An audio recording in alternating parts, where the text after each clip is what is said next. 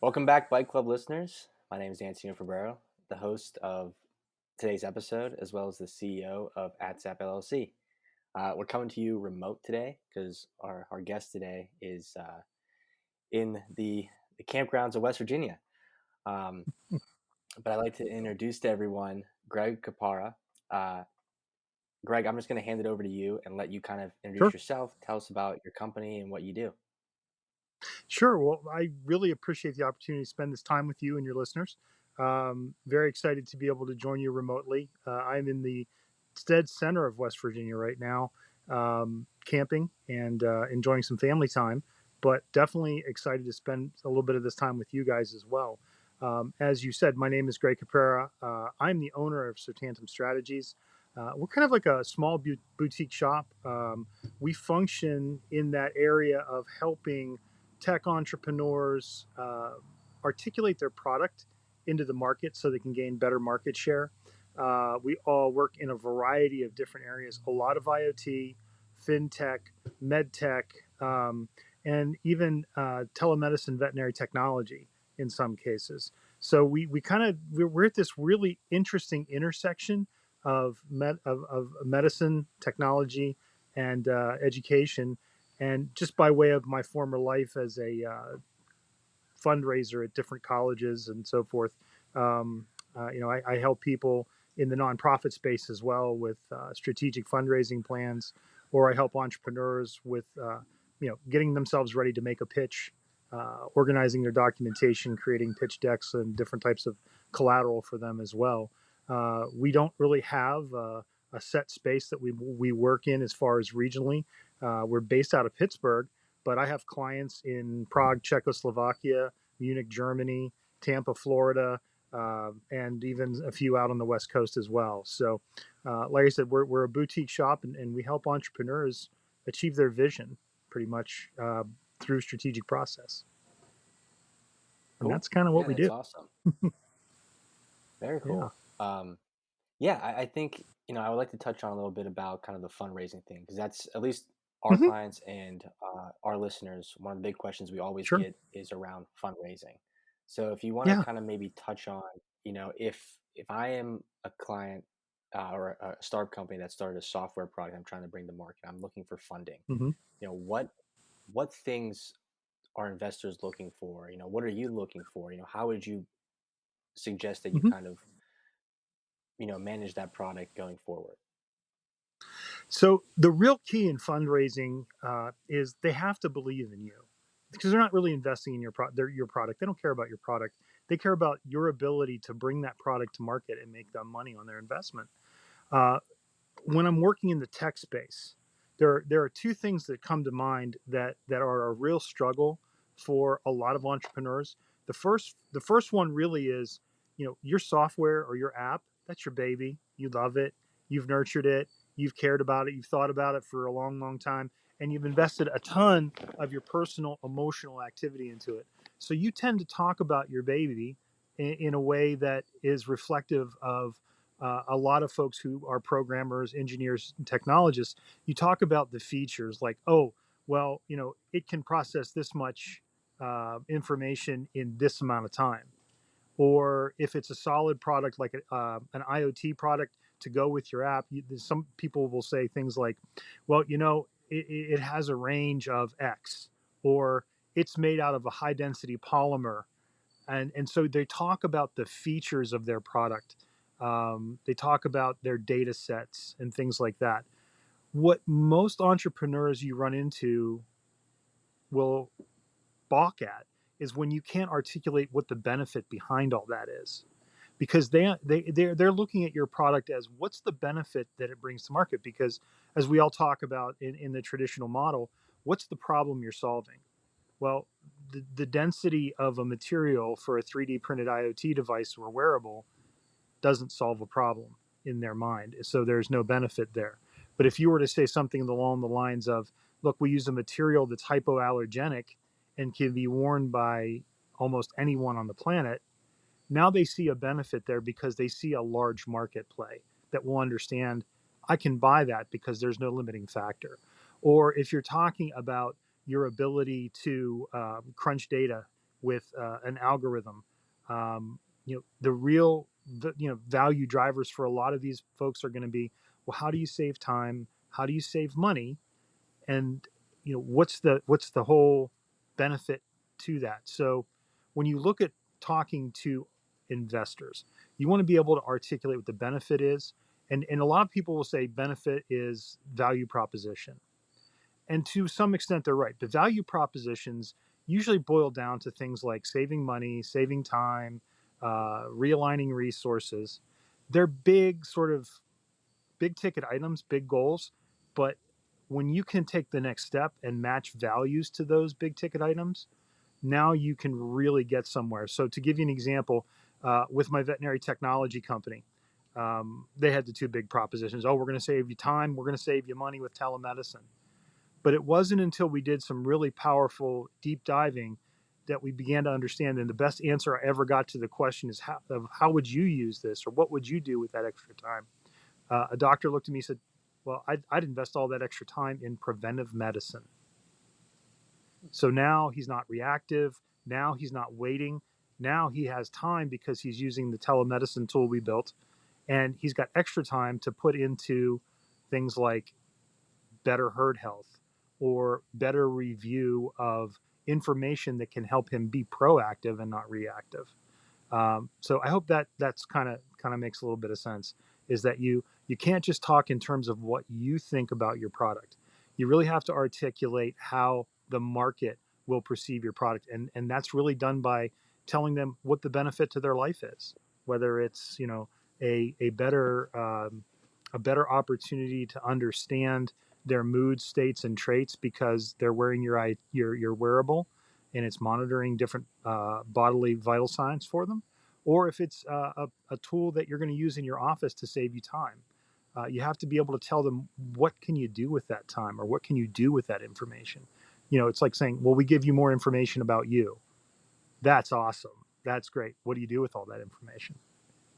And then the other thing that ends up happening in a lot of cases is, and this is really more a function of the fact that you're trying to bring a product to market and your investors are trying to make money. And so there's what's what I'm looking for.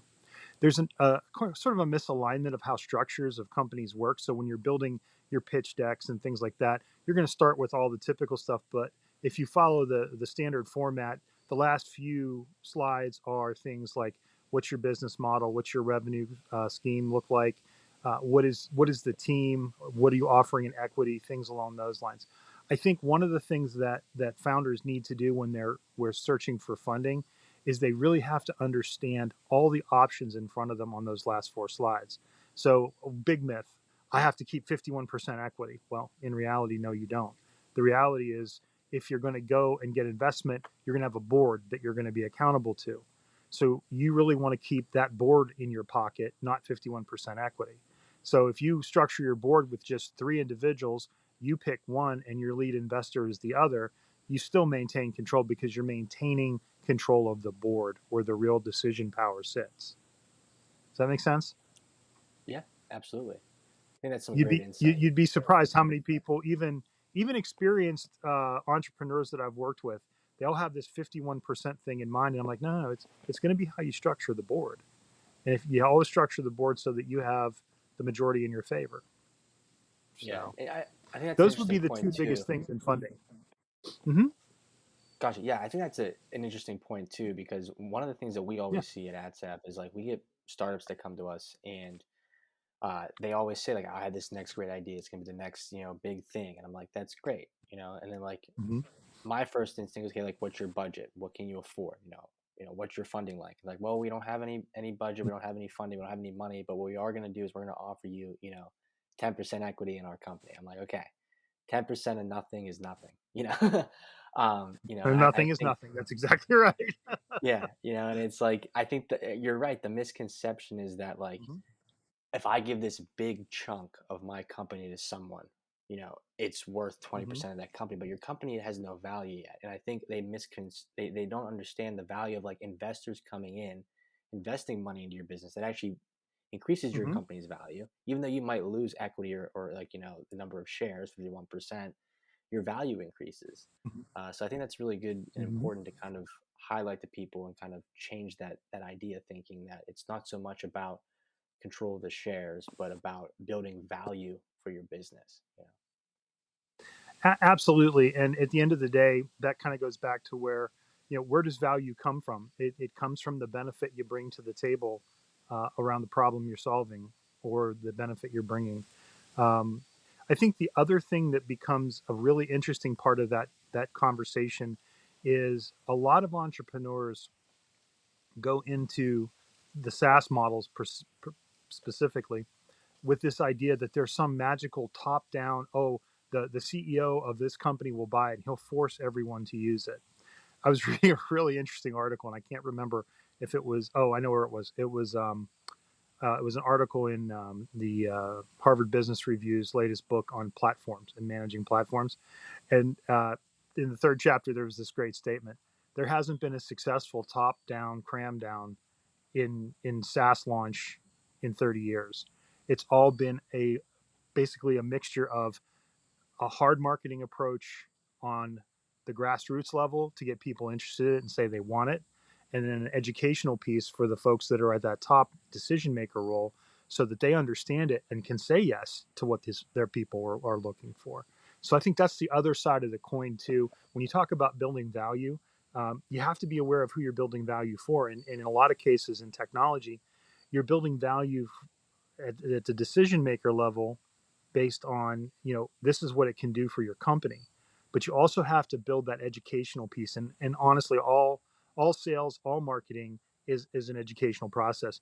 And you have to bring that piece to the lower end of the spectrum as well, not through training afterwards to encourage adoption, but actually getting people to say, that's interesting and I want that.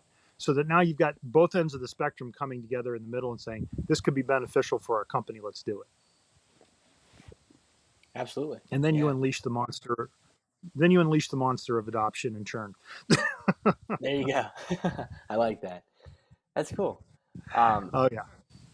so I guess in like your experience too, when Hmm. you were talking about the important things about when you're going out to get funding is showing people the Hmm. benefit, showing investors the benefit. Um, Hmm. how do I guess my question is, this is just me as like a curious person. How does like like so like in Hmm. your examples that you gave, like there is obviously a direct benefit from using those types of products, but I'm creating a Hmm. social media site. How do you Hmm. portray a benefit to something that doesn't actually solve a problem? It's like a lot of the social media sites don't necessarily solve a problem. They're more of like entertainment. You know, how do you Well, propose a yeah. benefit there?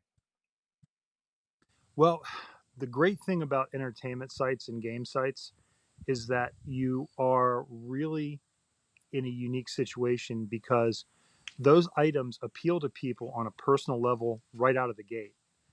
Okay. So I'll give you an example. I have a client who is looking to do the launch of a dating app for a very niche market. And they said, well, how do we know this will work?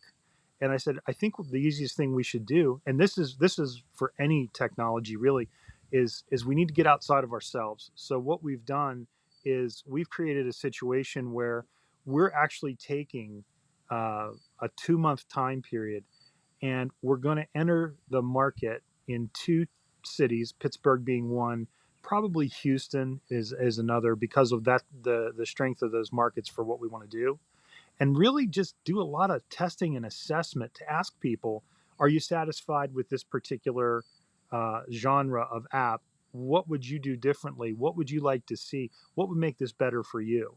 In the beginning, when we all have great ideas, we think we have all the solutions, Right. and so we create our product or we create our device or we create our service even uh, based on what we know, and we stop short of interviewing people.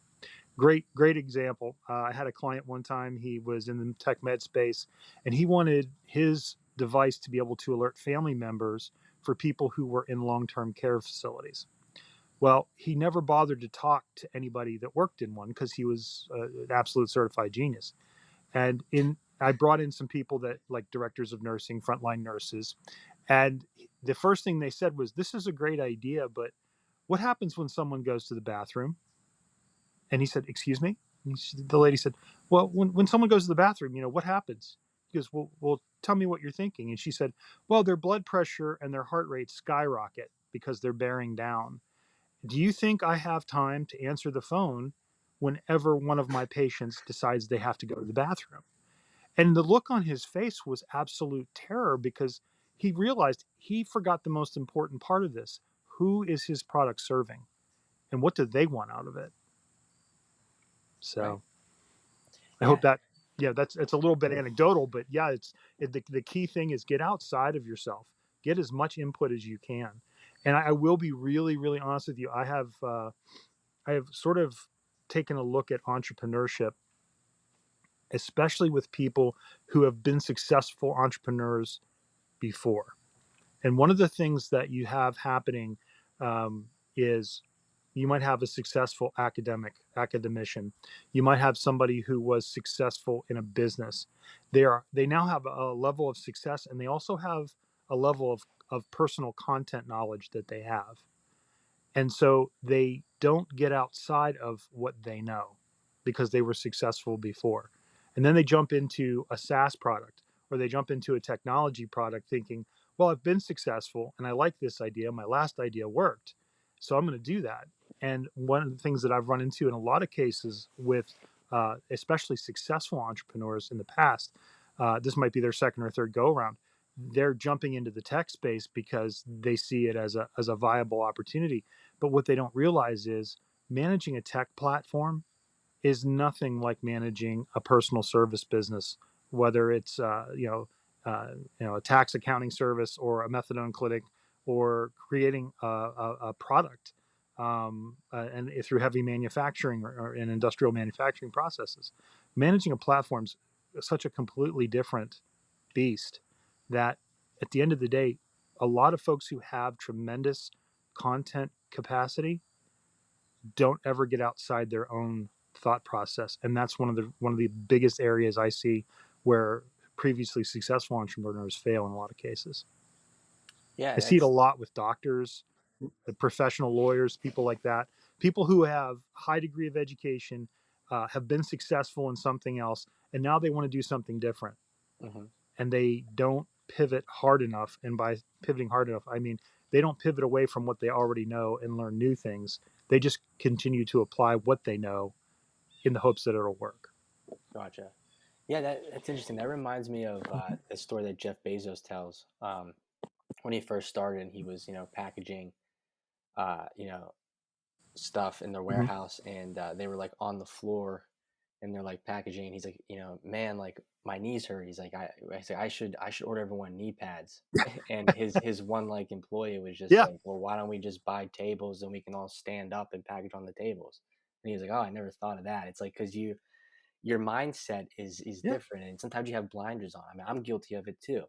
I Hmm. get stuck in a way, and Yeah. I'm headstrong and moving in that direction, and it's not always the right direction. I think that's one of the most important things I've learned as an Hmm. entrepreneur is being able to pivot. Being able to think outside the box, think differently. Uh, you Hmm. know, and yeah, I agree completely. Oh, And that's I'll a be great really point. honest with you, Anthony. There are many days when I'm having that conversation of you're violating your own rules. Hmm. You're doing exactly what you tell your clients not to do. You need to stop Right. this. So it's a natural reaction. We really do have to force ourselves to learn to get outside of our comfort zone sometimes. Absolutely. Absolutely. So Hmm. yeah. So I think and for our listeners, Greg and we've referred business back to each other, and so I know some of the Hmm. things that Greg does and the services he provides and the things that he works on. Um, Hmm. but one of the things I think uh, you know is interesting for you to talk about is sort of like you've expressed to me your ability to kind of market these products, and I think I said this to Hmm. you one time in previous discussion is when I first started in the whole app business and software business and developing software products, my first thing was like, if Hmm. the hardest thing we're going to do is building this product. And in my experience, that is not Hmm. the hardest part. Building the product, getting it to market, I'm not saying it's easy, but it's doable. It is the Hmm. getting people to use it and to pay for it that is the hardest part. So if you want to talk a little bit on your experience Hmm. with helping market, kind of products once they're already been launched.